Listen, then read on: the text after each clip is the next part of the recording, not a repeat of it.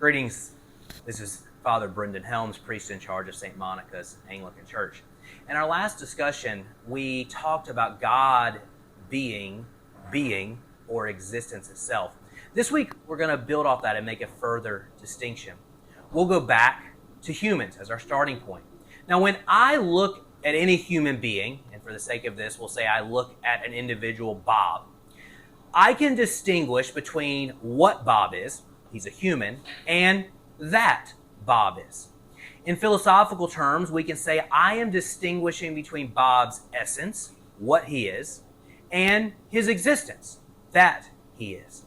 In God, within classical theism, we cannot do that. We cannot distinguish between God's essence and his existence. Since God is being itself, as we said in our last video, when we ask, what is God's essence? We answer by saying that his essence is his existence, because he is being itself. You see, every single thing you know in the universe has one answer for that it exists, and then a totally different answer for what it is. Again, going back to Bob, there's his existence and what he is, a human. But this isn't the case with God.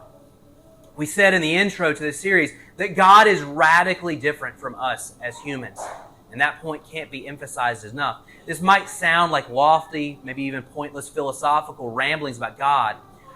And maybe you might even ask, what does it really matter if God's essence is his existence? Well, let's see what it would look like for a second if that wasn't the case. If God's essence was distinct from his existence, it follows from this that something must have been prior to God to bring together God's essence and his existence, just like the case with a human or a dog for that matter.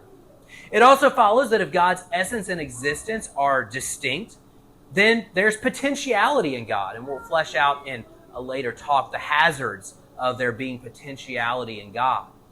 But in this case, either the potential not to exist or the potential to be something else would be present. You see, if God's essence and existence are distinct, like you and me, this means that you are worshiping another creature.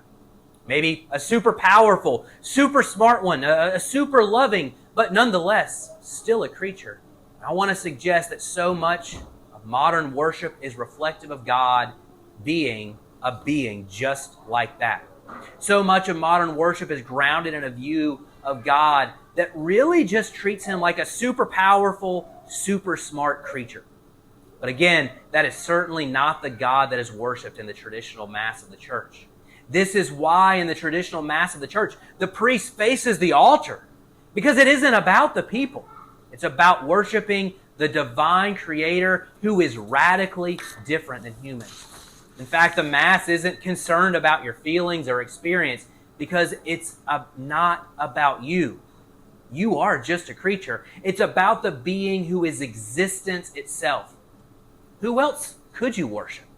This is why the altar takes, not that in a traditional Mass we have a stage, but we'll use the term, the altar takes center stage, if you will, in the Mass.